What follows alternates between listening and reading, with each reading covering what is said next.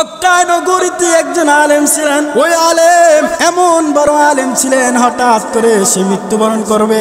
মৃত্যুর শয্যায় যখন চলে গেল, হঠাৎ সে মৃত্যুবরণই করে ফেলল। মৃত্যু হওয়ার যাওয়ার পর তাকে এলাকাবাসী জানাজা পরে যখন দাফন দিল, দাফন দেওয়ার পর আরো কয়েকদিন পর ওই মক্কা নগরী তার একজন লোক দুনিয়ার থেকে বিদায় নিয়ে গেল।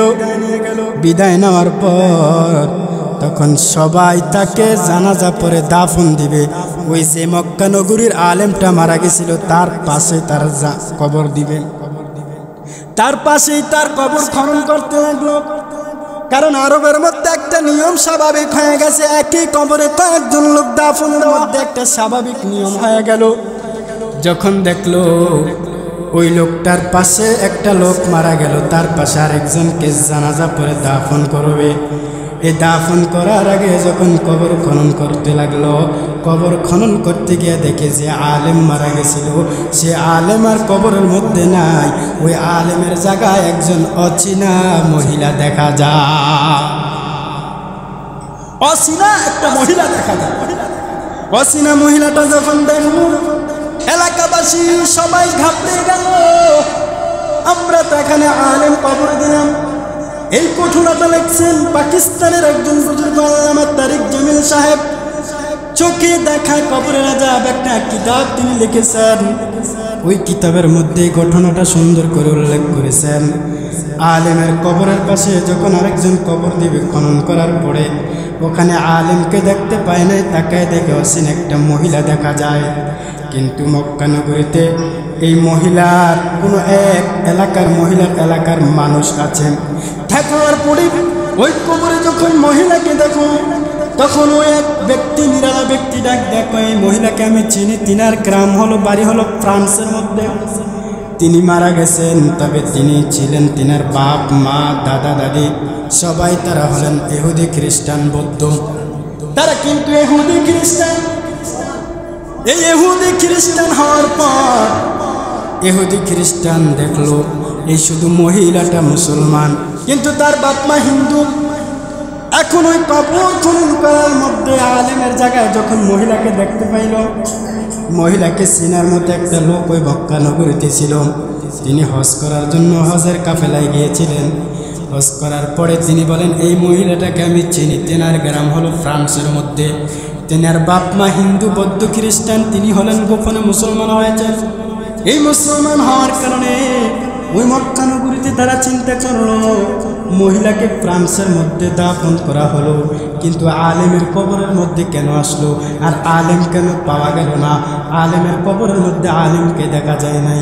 সবাই বসে বসে গবেষণা করতে লাগলো, সবাই বসে বসে বলা বলি করতে লাগলো। মনে হয় আলেমের কবরে মহিলা আসছে, মহিলার কবরে মনে হয় আলেম চলে গেছে। এইটা সবাই গবেষণা করতে লাগলো বা সবাই বলা বলি করতে লাগলো। এই বলা বলি করার পর ওই যে মক্কা নগরীতে ওই ফ্রান্সের লোক, মহিলার যে কোনো এলাকার একজন লোক এখানে ছিল, ওই লোকটাকে বলে, ভাই আপনি যখন মক্কার মধ্যে হজের কাফেলা শেষ করে বাড়িতে যাবেন, আপনার দেশে আপনি যাবেন, তখন আমাদের এই আলেমকে দেখবেন, আপনি দেখেন ওই মহিলার কবরে দেখেন কিনা। কারণ আপনি তো জানেন এই মহিলাটাকে ফ্রান্সের মধ্যে কোথায় দাফন করা হলো, কিন্তু মহিলা এখানে মক্কা নগরীতে কেন আসলো?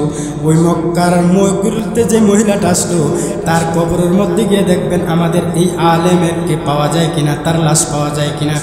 এই বলে ওই মক্কা নগরীর যে হজ করার জন্য আসছে তাকে কথা বলল।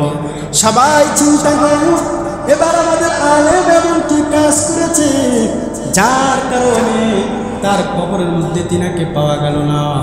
এবার একটা মানুষের পরিচয় ভালো না খারাপ এটা জানার জন্য একটা স্ত্রীর কাছে গিয়া পরামর্শ নিলে বুঝতে পারে এই লোকটা ভালো না খারাপ। তার স্ত্রী ভালোই জানবে, কারণ স্ত্রী যে স্বামীটাকে ভালো বলবে সেই লোকটাই আসলে ভালো। এলাকার মানুষের কাছে যদিও ভালো হয়, কিন্তু অনেক মানুষ দেখবেন এলাকার মধ্যে ভালো, স্ত্রীর মধ্যে খারাপ আছে না? না, অবশ্যই। এবার স্বামীটা ওই লোকটা আলেম ভালো না খারাপ এটা কিভাবে জানবে? জানার জন্য চলে গেল আলেমের স্ত্রীর কাছে, গিয়া বলল, বলেন আপনার স্বামী যে দুনিয়ার থেকে বিদায় নিয়ে গেছে, বলেন আপনার স্বামীর কোনো অপরাধ আছে কিনা?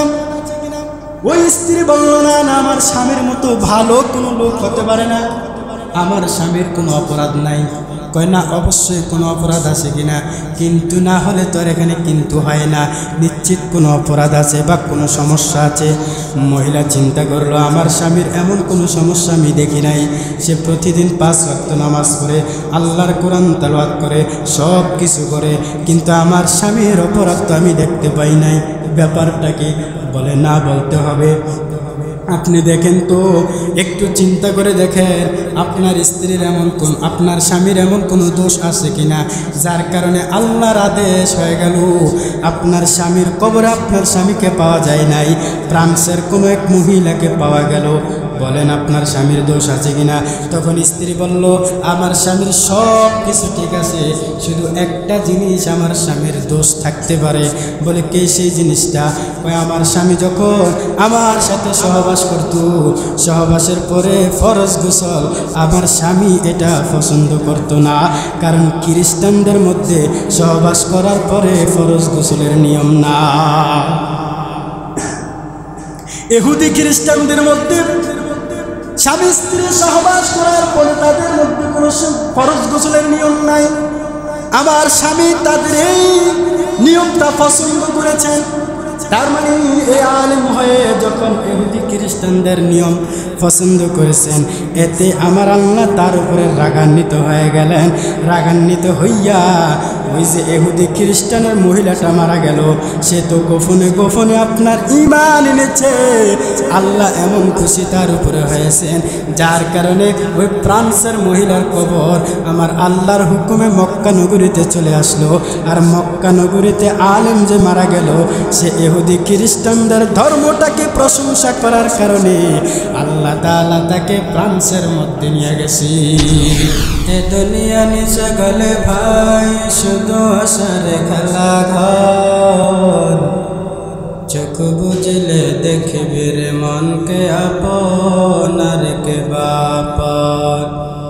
কোথায় থেকে আগমন, কোথায় যেতে হবে রে, কে আনিল কি কারণে জানা নাই ভবেতে।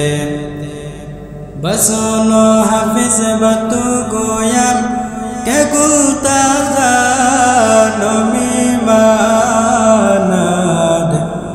अगर मानद सभी मानद सभी दिगर नमी मानद।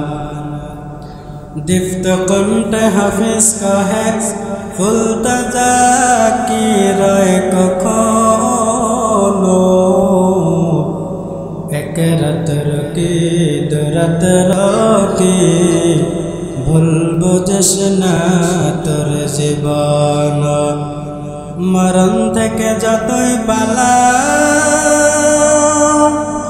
মরণ তোমায় নিবে ঘিরি। যদিও সুদূর আকাশ প্রাণে লুকিয়ে সেথাও লাগে সিঁড়ি। নদী পথে নৌকা চালাও কেরে মাঝি ভাই, বেলা ডুবার আগে আমিও পার উঠতে চাই। ডুবে গেলে বেলা রে আর সে তো উঠে না,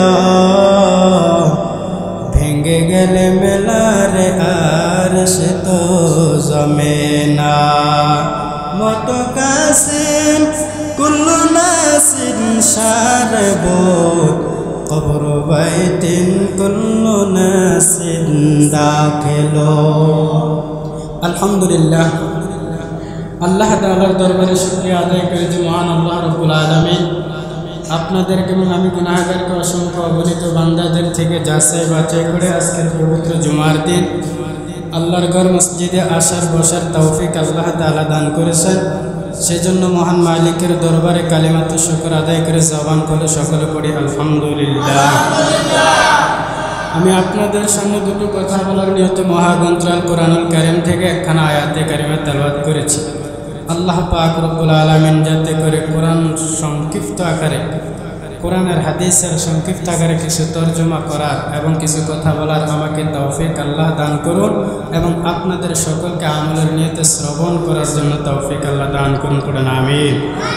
আমি যে মহাগ্রন্থ আল কোরআনুল কারীম থেকে আয়াতে কারিমাটা নিয়েছিলাম, আল্লাহ রাব্বুল আলামিন বলেন, মিনহা খলাকনাকুম ওয়া ফিহা নুঈদুকুম ওয়া মিনহা নুখরিজুকুম তারাতান উখরা। আল্লাহ বলেন, এ দুনিয়ার বান্দা বান্দিগণ, আমি আল্লাহ তোমাদেরকে মাটি থেকে সৃষ্টি করলাম, আবার আমি আল্লাহ তোমাদেরকে মাটির ভিতরে নিয়ে যাব। যে মাটি দ্বারা তোমরা তৈরি হয়েছ, সে মাটির ভিতরে আবার তোমাদের যেতে হবে, যাওয়া লাগবে। এই মাটি দ্বারা আপনাকে আমাকে সুন্দর করে আকৃতি দান করার পর আল্লাহ বলেন, আমি যে মাটি দ্বারা তোমাদেরকে সৃষ্টি করলাম, আমি আল্লাহ সেই মাটির ভিতরে তোমাদেরকে দাফন করে দেব। আপনি দেখবেন, আমরা এই মাটির উপরে দাঁড়াইয়া নিজের মন গুড়া কত কাজ করতেছি, মাটির উপরে দাঁড়াইয়া কত হাঙ্গামা মারামারি, কত কিছু অপরাধ করতেছি। এই মাটি আমাদেরকে কিছুই বলে না। এটার মানে এটা নয় মাটি আমাদেরকে কিছু বলবে না। না না, মাটি ডাক দিয়ে কয়, গোলাম, আজ আমার উপরে দাঁড়াইয়া মন মতো তুমি চলাফেরা করতেছো, মন মতো অন্যায় অপরাধগুলা করতেছো, তবে হা করতে থাকো, আমি আর ব্যাপারে কিছুই বলবো না, কারণ আমি বড় ধৈর্য ধারণ করে আছি। তাকে দেখবেন, গাছ কত বড় ধৈর্য ধারণ করে আছে, এই মাটি কত বড় ধৈর্য ধারণ করে আছে। আমরা মাটির উপরে দাঁড়াইয়া মনের মতো অপরাধগুলা করে, কিন্তু মাটি আমাদেরকে কিছুই বলে না। যদি কারো উপরে জোর খাটাইয়া অপরাধ করতে যাই, পাল্টা আমাকে অপরাধী বালায়, পাল্টা আবার আমার উপরে আক্রমণ করে। কিন্তু আমরা মাটির উপরে এত অপরাধী করার পর মাটি বিন্দু পরিমাণ আমাদেরকে কিছুই বলে না। আল্লাহর গোলাম, আল্লাহর বান্দারা যখন অপরাধ করে, মাটি যদিও কিছু না বলে, কিন্তু মাটি বলে, গোলাম শুনে নাও, আজ আমি তোমাদেরকে কিছুই বলবো না, তবে সময় যখন পুরিয়ে যাবে, তখন আমি মাটির ঘরে তোমার অবশেষে আসা লাগবে। পরে মাটির ঘরে আসা লাগবে। আপনি একটু ভাবেন, আল্লাহ আমাকে আপনাকে এত সুন্দর আকৃতি দিয়ে বানানোর পর যে স্বাধীনতাটা আল্লাহ দিয়েছেন, বান্দা তুমি যেইভাবে চলতে থাকো, আমি বাধা দিব না। এবং আমার মাটি তুমি ভোগ করতেছো, আমি বাধা দিব না। আমার মাটি তোমাকে কিছুই বলবো না। যদি আল্লাহ খালি হুকুম করতেন, আদেশ দিতেন, তাহলে এই মাটির উপরে যত অপরাধগুলা করি, এই মাটি আপনাকে আমাকে সাথে সাথে গিলে ফেলতে পারে। কিন্তু আল্লাহর অর্ডার ব্যতীত একটা মাটি কেন, আল্লাহর অর্ডার ব্যতীত বিন্দু পরিমাণ প্রজাপতিরাও কথা বলতে চায় না। সব কিছু আল্লাহর গোলাম, আমরাও আল্লাহর গোলাম, তবে আমরা হয়ে গেলাম নামের গোলাম, কামের গোলাম হতে পারি নাই। অতএব আল্লাহ বলেন, এ মাটির মানুষ, মাটির মতো ধৈর্য ধারণ হও, মাটির মতো তোমরা সবর অবলম্বন করো। দেখো মাটির কত ধৈর্য। আল্লাহর গোলাম শায়েখ শিবলি রহমতুল্লাহি আলাইহি যখন রাস্তা দিয়ে চলতেছেন, হঠাৎ করে একটা গাছের ছায়ার ভিতরে আশ্রয় নিলেন। যখন ওই গাছের ছায়ার ভিতরে আশ্রয় নিলেন, আশ্রয় নেওয়ার পর ওই গাছ হঠাৎ করে কথা বলতে শুরু করলো। শায়েখ শিবলির সাথে গাছ কথা বলে। গাছ বলে, হে শায়েখ, তুমি যদি ভালো কিছু অবলম্বন করতে চাও, তুমি যদি ভালো হতে চাও, তাহলে আমি গাছের মতো তুমি ধৈর্য ধারণ করো। গাছ, তুমি যেভাবে ধৈর্য ধারণ করেছো, শায়েখ শিবলি ডাক দিয়ে কয়, হে গাছ বল, তোর ভিতরে এমন কি গুণ আছে যার কারণে তোর দাম বেড়ে গেল, তুই ধৈর্য ধারণ করলে?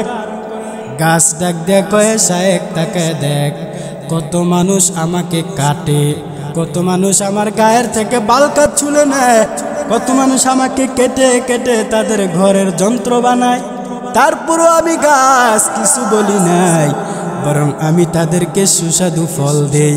আপনি দেখবেন বিভিন্ন ফল গাছগুলা থেকে আমরা যখন দাগা কেটে ফেলি, আমরা যখন গাছের আগা কেটে ফেলি, ওই গাছগুলো আবার বড় হয়ে আমাদেরকে সুস্বাদু ফল দেয়। কারণ গাছে যদি ধৈর্য ধারণ না করতো, আপনার আমার মতো যদি মেজাজওয়ালা গরমওয়ালা মেজাজ হতো, তাহলে ওই গাছের উপরে এত নির্যাতন করার পর ওই গাছ থেকে বিন্দু পরিমাণ ফলের আশা করা যেত না। কিন্তু গাছের এত নির্যাতন করার পর গাছ আমাদেরকে ফল দেওয়া যায়। শায়েখ শিবলিকে বলে, দেখ গাছ আমি কেমন, আমাকে মানুষ অন্যায়ভাবে মারে কিন্তু আমি কিছুই বলি না। আমি কিছু না বলার কারণ এটা আমার গুণ, কারণ আমি বড় ধৈর্য ধারণ করে আছি।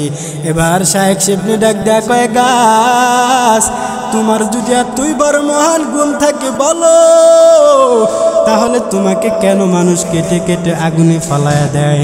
মানুষ এই গাছের ডাগা দিয়ে লাকড়ি বানায়, এগুলাকে আবার আগুনে ফালায়া দেয়। শায়েখ শিবলি ডাক দেয়া কয়, তুমি যদি ধৈর্য ধারণ করো বলো, মানুষ তোমাকে কেন কেটে কেটে আগুনে জ্বালায় দেয়? তখন গাছ বলে, হে শায়েখ, আমার একটা অপরাধের কারণে মানুষ আমাকে কেটে ফেলে দেয়। কি সে অপরাধ?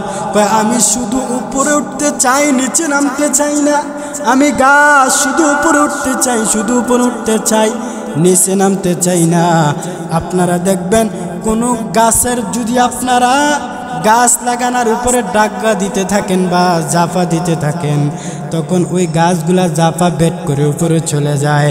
এই অহংকারী আমি থাকার কারণে, অহংকারী করার কারণে আমি গাছকে মানুষ কাইটা কাইটা আগুনে জ্বালায় দেয়। অতএব আমার মতো অহংকারী হইবে না। আমার থেকে দুইটা জিনিস পাওয়ার আছে। এক নাম্বার জিনিস হলো অহংকার, আরেকটা জিনিস হলো ধৈর্য ধারণ। তুমি যদি ধৈর্য ধারণ করো, তাহলে আমার মতো যদি বিনয়ী হতে পারো, তুমি আল্লাহর কাছে ভালো ফল পাবা। আর যদি আমার মতো অহংকারী হও, তাহলে আল্লাহর কাছে অহংকারী হিসাবে তুমি আল্লাহর লানত হিসাবে আল্লাহর আযাবে ভোগ করতে হবে। বলে, আমি গাছ অহংকার করার কারণে আমাকে মানুষ কেটে কেটে আগুনে ফেলায় দেয়। আর ধৈর্য ধরার কারণে আমার থেকে যখন মানুষগুলা আমার থেকে অন্যায়ভাবে তারা নির্যাতন করে ফল নেয়, আমি আরও তাদেরকে সুস্বাদু ফল দেই। এটা আমার ধৈর্যের মহান গুণ। এই ধৈর্যের ফলাফল। আর অহংকার করার কারণে আমাকে মানুষ কেটে কেটে আগুনে ফালায় দেয়।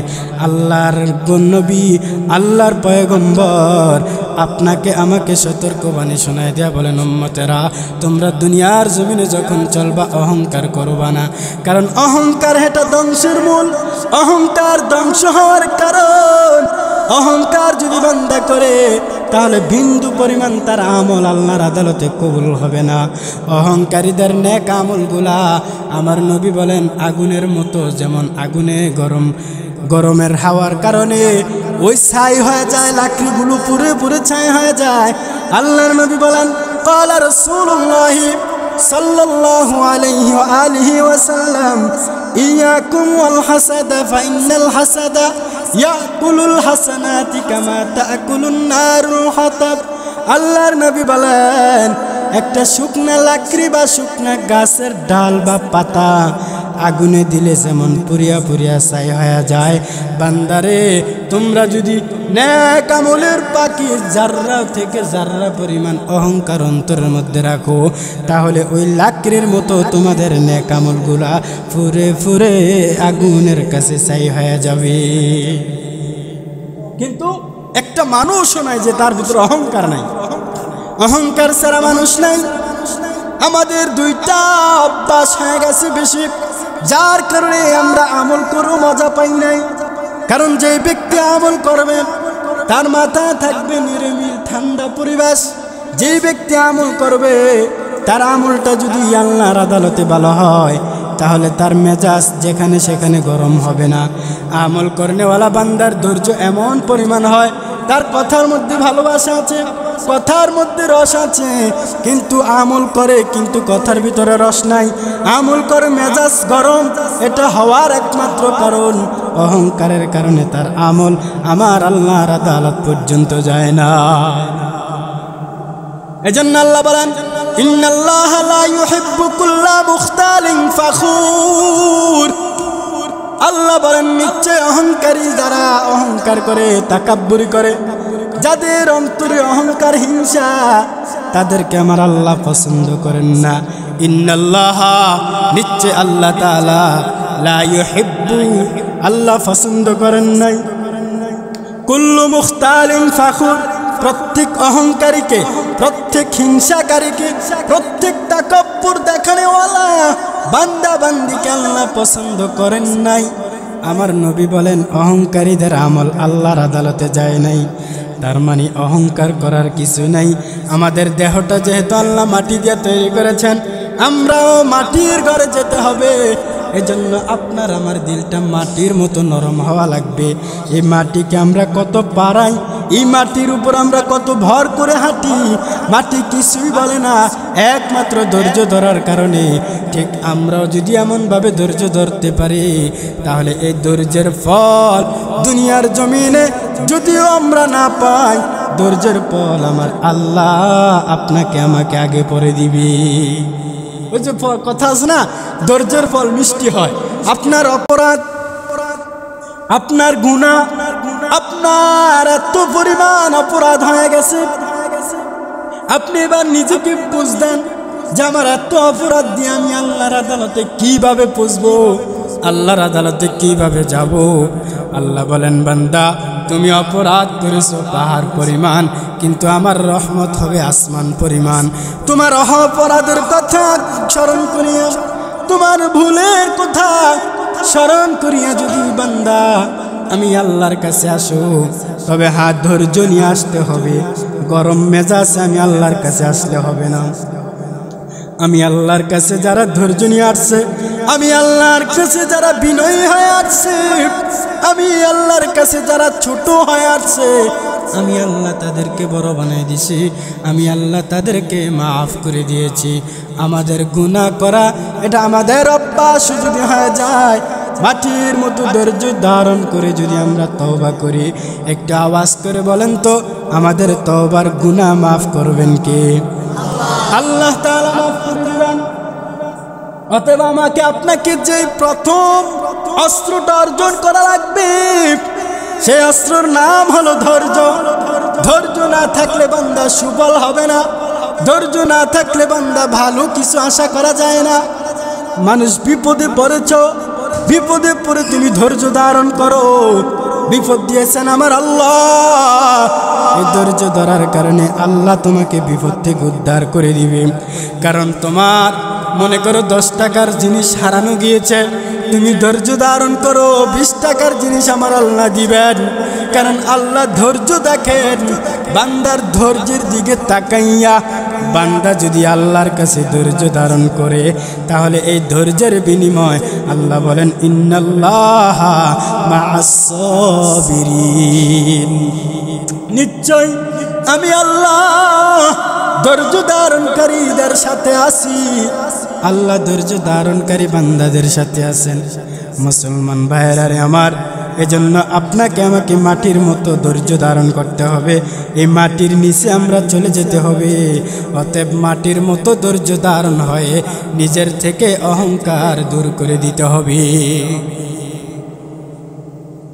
ইসলাম আমার আপনার জন্য একটা শান্তির ধর্ম। ইসলামের কোনো কাজ যদি আপনি অমান্য করেন, বা ইহুদি বা খ্রিস্টানদের কোনো কাজ যদি আপনি প্রশংসনীয় ভাবেন, অনেক ক্ষেত্রে দেখা যায় হিন্দুরা যদি কোনো কাজ করে বা বৌদ্ধ খ্রিস্টানরা যদি কোনো কাজ করে, আমরা তাদের ওই কাজটাকে পছন্দ করে প্রশংসা করি। এরকম হয় না? অবশ্যই হয়।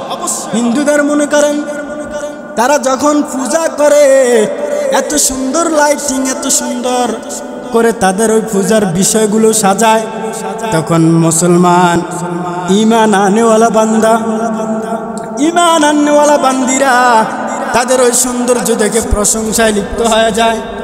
এত সুন্দর করে তারা সাজাইছে, কত সুন্দর তাদের ধর্ম। এরকম কথা অনেকে আবেগে বলে ফেলে। না না, এটা যে কত বড় ভয়ানক একটা বিষয়, আমি আপনাদেরকে ছোট একটা ঘটনা বলে শেষ করে দিব। যখন মক্কার মধ্যে মক্কা নগরীতে একজন আলেম ছিলেন, মক্কা নগরীতে একজন আলেম ছিলেন, ভালো বড় মাপের আলেম। ওই আলেম এমন বড় আলেম ছিলেন, হঠাৎ করে সে মৃত্যুবরণ করবে। মৃত্যুর সজ্জায় যখন চলে গেল, হঠাৎ সে মৃত্যুবরণই করে ফেলল। মৃত্যু যাওয়ার পর তাকে এলাকাবাসী জানাজা পরে যখন দাফন দিল, দাফন দেওয়ার পর আরো কয়েকদিন পর ওই মক্কা নগরীতে আরেকজন লোক দুনিয়ার থেকে বিদায় নিয়ে গেল। বিদায় নেওয়ার পর তখন সবাই তাকে জানাজা পরে দাফন দিবে। ওই যে মক্কা নগরীর আলেমটা মারা গেছিল, তার পাশে তার কবর দিবে। তার পাশেই তার কবর খনন করতে লাগলো। কারণ আরবের মধ্যে একটা নিয়ম স্বাভাবিক হয়ে গেছে, একই কবরে কয়েকজন লোক দাফন দেওয়া হয়। আরবের মধ্যে একটা স্বাভাবিক নিয়ম হয়ে গেল। যখন দেখলো ওই লোকটার পাশে একটা লোক মারা গেল, তার পাশে আরেকজনকে জানাজা পরে দাফন করবে। এই দাফন করার আগে যখন কবর খনন করতে লাগলো, কবর খনন করতে গিয়ে দেখে যে আলেম মারা গেছিল, সে আলেম আর কবরের মধ্যে নাই। ওই আলেমের জায়গায় একজন অচেনা মহিলা দেখা যায়। অচেনা একটা মহিলা দেখা যায়। অচেনা মহিলাটা যখন দেখল, এলাকাবাসী সবাই ঘাবড়ে গেল। আমরা তো এখানে আলেম কবর দিলাম। এই কঠোরতা লিখছেন পাকিস্তানের একজন বুজুর্গ আল্লামা তারিক জামিল সাহেব। চোখে দেখা কবরের আযাব একটা কিতাব তিনি লিখেছেন। ওই কিতাবের মধ্যে ঘটনাটা সুন্দর করে উল্লেখ করেছেন। আলেমের কবরের পাশে যখন আরেকজন কবর দিবে খনন করার পরে, ওখানে আলেমকে দেখতে পায় নাই, তাকায় দেখে অচেনা একটা মহিলা দেখা যায়। কিন্তু মক্কা নগরীতে এই মহিলার কোনো এক এলাকার এলাকার মানুষ আছেন। থাকার পরে ওই কবরে যখন মহিলাকে দেখো, তখন ওই এক ব্যক্তি, নিরালা ব্যক্তি ডাক দেখো, এই মহিলাকে আমি চিনি, তিনার গ্রাম হলো, বাড়ি হলো ফ্রান্সের মধ্যে। তিনি মারা গেছেন, তবে তিনি ছিলেন, তিনার বাপ মা দাদা দাদি সবাই তারা হলেন ইহুদি খ্রিস্টান বৌদ্ধ। তারা কিন্তু ইহুদি খ্রিস্টান। এই ইহুদি খ্রিস্টান হওয়ার পর ইহুদি খ্রিস্টান দেখলো এই শুধু মহিলাটা মুসলমান, কিন্তু তার বাপ মা হিন্দু। এখন ওই কবর খনন করার মধ্যে আলেমের জায়গায় যখন মহিলাকে দেখতে পাইল, মহিলাকে চিনার মতো একটা লোক ওই মক্কা নগরীতে ছিল। তিনি হজ করার জন্য হজের কাফেলায় গিয়েছিলেন। হজ করার পরে তিনি বলেন, এই মহিলাটাকে আমি চিনি, তেনার গ্রাম হলো ফ্রান্সের মধ্যে, তেনার বাপ মা হিন্দু বৌদ্ধ খ্রিস্টান, তিনি হলেন গোপনে মুসলমান হয়েছেন।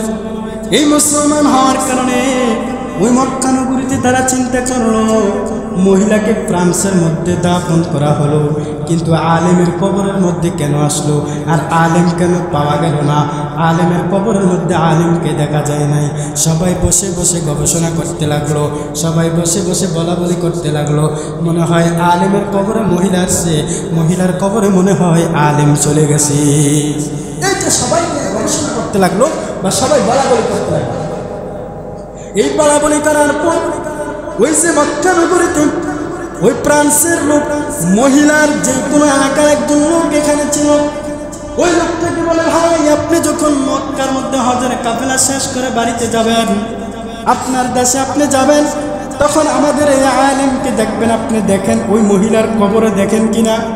কারণ আপনি তো জানেন এই মহিলাটাকে ফ্রান্সের মধ্যে কোথায় দাফন করা হলো, কিন্তু মহিলা এখানে মক্কা নগরীতে কেন আসলো?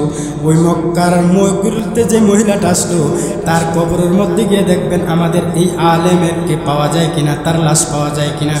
এই বলে ওই মক্কা নগরীর যে হজ করার জন্য আসছে তাকে কথা বলল। সবাই চিন্তা করল, এবার আমাদের আলেম এমন কি কাজ করেছে যার কারণে তার কবরের মধ্যে তিনাকে পাওয়া গেল না। এবার একটা মানুষের পরিচয় ভালো না খারাপ এটা জানার জন্য একটা স্ত্রীর কাছে গিয়া পরামর্শ নিলে বুঝতে পারে এই লোকটা ভালো না খারাপ। তার স্ত্রী ভালোই জানবে, কারণ স্ত্রী যে স্বামীটাকে ভালো বলবে সেই লোকটাই আসলে ভালো। এলাকার মানুষের কাছে যদিও ভালো হয়, কিন্তু অনেক মানুষ দেখবেন এলাকার মধ্যে ভালো, স্ত্রীর মধ্যে খারাপ আছে না না? অবশ্যই। এবার স্বামীটা ওই লোকটা আলেম ভালো না খারাপ এটা কিভাবে জানবে? জানার জন্য চলে গেল আলেমের স্ত্রীর কাছে, গিয়া বলল, বলেন আপনার স্বামী যে দুনিয়ার থেকে বিদায় নিয়ে গেছে, বলেন আপনার স্বামীর কোনো অপরাধ আছে কিনা? ওই স্ত্রী বলল, না না, আমার স্বামীর মতো ভালো কোনো লোক হতে পারে না, আমার স্বামীর কোনো অপরাধ নাই। কয় না, অবশ্যই কোনো অপরাধ আছে কিনা? কিন্তু না হলে তো আর এখানে কিন্তু হয় না, নিশ্চিত কোনো অপরাধ আছে বা কোনো সমস্যা আছে। মহিলা চিন্তা করলো, আমার স্বামীর এমন কোনো সমস্যা আমি দেখি নাই, সে প্রতিদিন 5 ওয়াক্ত নামাজ পড়ে, আল্লাহর কোরআন তেলাওয়াত করে, সব কিছু করে, কিন্তু আমার স্বামীর অপরাধ তো আমি দেখতে পাই নাই। ব্যাপারটা কি? বলে না, বলতে হবে। আপনি দেখেন তো, একটু চিন্তা করে দেখেন আপনার স্ত্রীর এমন কোন, আপনার স্বামীর এমন কোনো দোষ আছে কিনা যার কারণে আল্লাহর আদেশ হয়ে গেল আপনার স্বামীর কবরে আপনার স্বামীকে পাওয়া যায় নাই, ফ্রান্সের কোনো এক মহিলাকে পাওয়া গেল। বলেন আপনার স্বামীর দোষ আছে কিনা? তখন স্ত্রী বলল, আমার স্বামীর সব কিছু ঠিক আছে, শুধু একটা জিনিস আমার স্বামীর দোষ থাকতে পারে। বলে কে সেই জিনিসটা? আমার স্বামী যখন আমার সাথে সহবাস করত, সহবাসের পরে ফরজ গোসল, আমার স্বামী এটা পছন্দ করত না, কারণ খ্রিস্টানদের মধ্যে সহবাস করার পরে ফরজ গোসলের নিয়ম না। ইহুদি খ্রিস্টানদের মধ্যে স্বামী স্ত্রী সহবাস করার পরে তাদের মধ্যে কোনো ফরজ গোসলের নিয়ম নাই। আমার স্বামী তাদের এই নিয়মটা পছন্দ করেছেন। তার মানে এই আলেম হয়ে যখন ইহুদি খ্রিস্টানদের নিয়ম পছন্দ করেছেন, এতে আমার আল্লাহ তার উপরে রাগান্বিত হয়ে গেলেন। রাগান্বিত হইয়া ওই যে ইহুদি খ্রিস্টানের মহিলাটা মারা গেল, সে তো গোপনে গোপনে আপনার ঈমান এনেছে। আল্লাহ এমন খুশি তার উপরে হয়েছেন, যার কারণে ওই ফ্রান্সের মহিলার কবর আমার আল্লাহর হুকুমে মক্কা নগরীতে চলে আসলো। আর মক্কা নগরীতে আলেম যে মারা গেল, সে ইহুদি খ্রিস্টানদের ধর্মটাকে প্রশংসা করার কারণে আল্লাহ তাআলা তাকে ফ্রান্সের মধ্যে নিয়ে গেছে। এই বিষয়ে দ্বারা আমরা বুঝতে পারলাম যে ইহুদি খ্রিস্টানদের কোনো কাজ এটা প্রশংসনীয় নয়। আবার দেখবেন অনেক মানুষ বলে যে লোকটা হিন্দু হতে পারে কিন্তু খুব একজন ভালো মানুষ, এরকম কথা বলে না? মনে করেন কোনো একটা বিধর্মী লোক যদি সে ভালো একটা কাজ করে, তখন তাকে মানুষ বলে সে যেমনই হোক, সে হিন্দু হোক কিন্তু কাজটা খুব ভালো করেছে, কত একটা ভালো মানুষ, এরকম আমরা বলে ফেলি। আমি বলবো না, যার ঈমান নাই সে তো ভালোই হতে পারে না। আমি আপনি না হয় তার কাজটাকে ভালো করেছি, কিন্তু আল্লাহর আদালতে তো ভালো হয় নাই। কারণ যে ব্যক্তির ঈমান নাই সে যত নেক আমল করুক না কেন, আপনারা বুঝে থাকলে বলেন তো, একটা বেঈমানের তাসবিহ পড়া বা নামাজ পড়া এটা আল্লাহর আদালতে কবুল হবে নি? কথা বলেন, কবুল হবে না? না, কারণ ঈমান নাই যার, ইবাদত কবুল হবে না তার। তাহলে যে ব্যক্তির ঈমান নাই সে যতই ভালো কাজ করুক না কেন, আপনার আমার সামনের 2 চোখে সে ভালো হতে পারে, কিন্তু আমার আল্লাহর কাছে সে কিন্তু ভালো না। ভালো হওয়ার জন্য মুসলমানের ইবাদত কবুল হওয়ার জন্য প্রথম শর্ত হলো তার ঈমান থাকা লাগবে।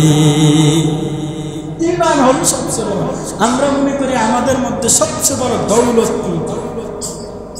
আমাদের কাছে সবচেয়ে দামি সম্পত্তি, এটা আমরা তালাশ করে পাই নাই।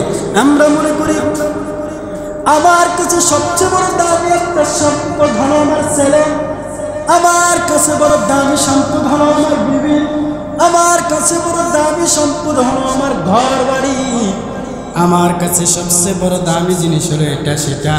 আসলে না না, একজন মুসলমান হিসাবে সবচেয়ে দামি জিনিস হলো তার ঈমান। ঈমানটা হলো সবচেয়ে বড় দামি জিনিস। ঈমান নাই কোনো ইবাদত আপনার আমার লাভ হবে না।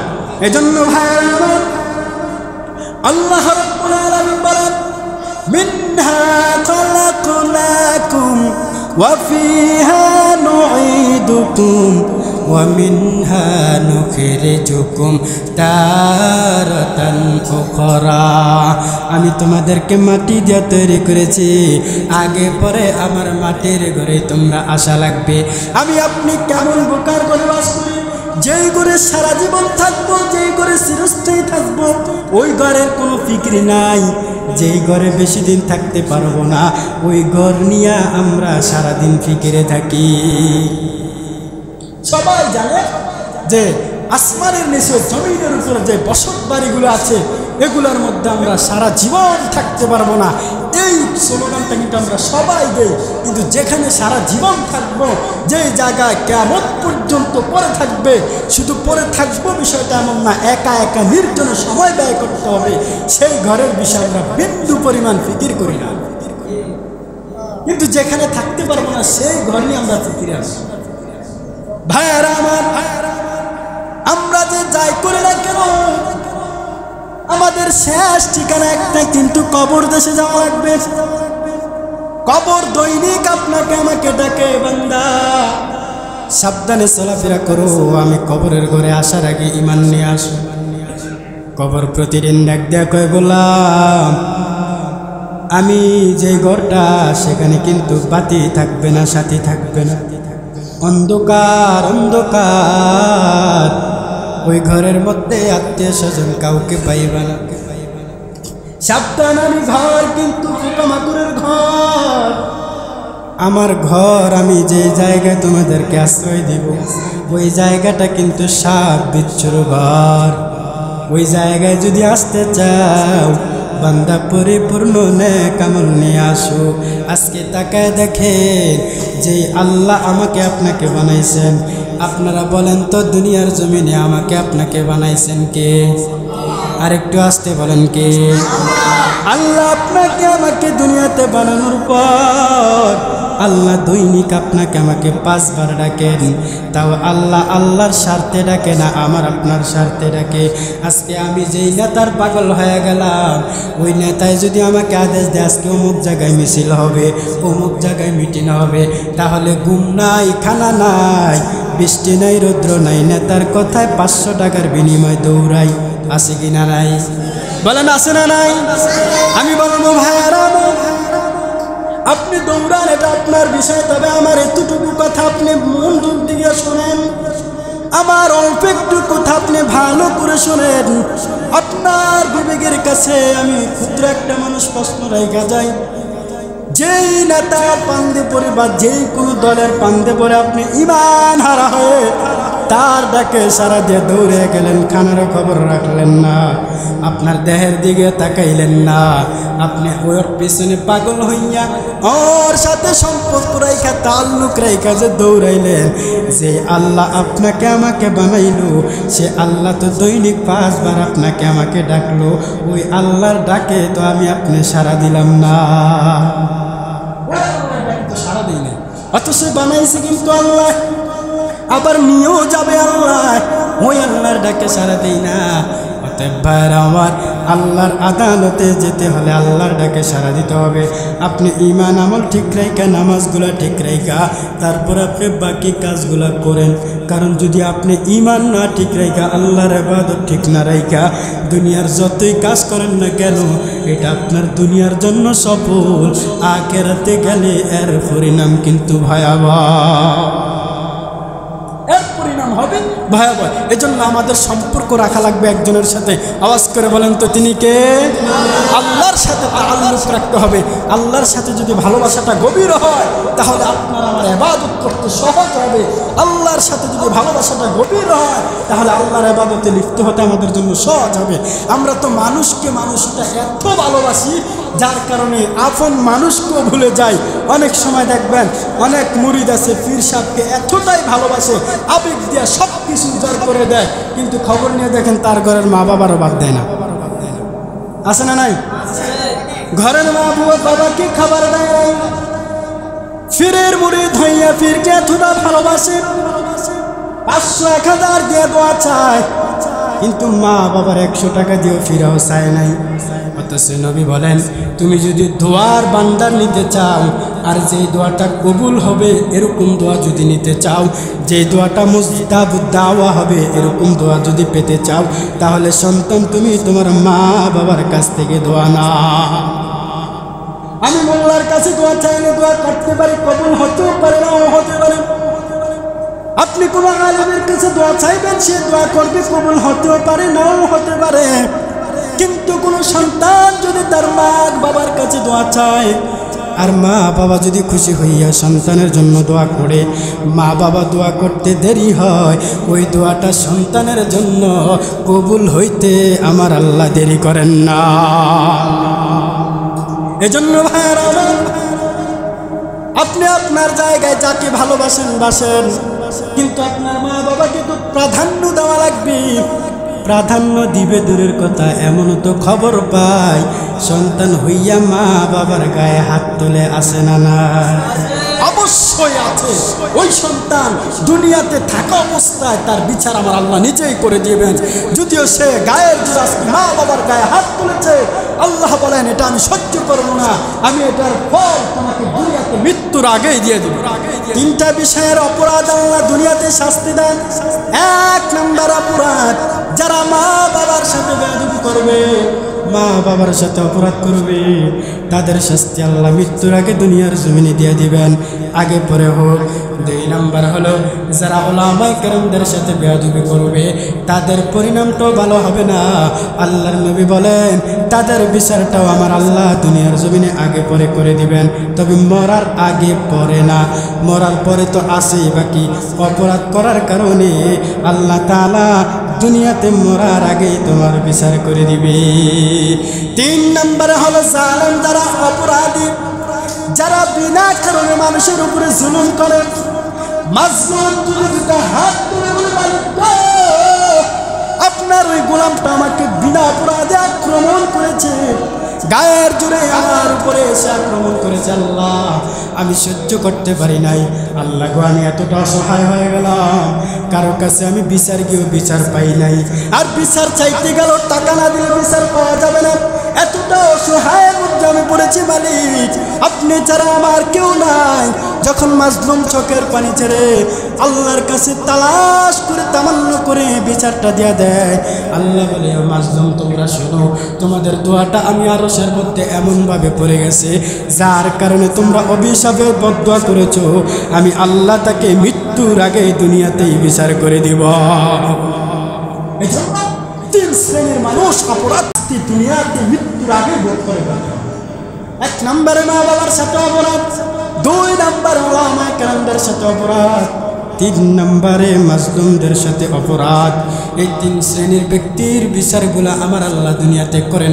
এজন্য ভাইরা আমার, আমি আপনি যেখানে থাকি না কেন, আমি আপনি এটা মাথায় রাখতে হবে যে আমাদের ভবিষ্যৎ হবে কবর গড়ে, আমাদের ভবিষ্যৎ হবে অন্ধকার কবরে, যেখানে বাতি থাকবে না, সাথী থাকবে না, একা একা পড়ে থাকবে।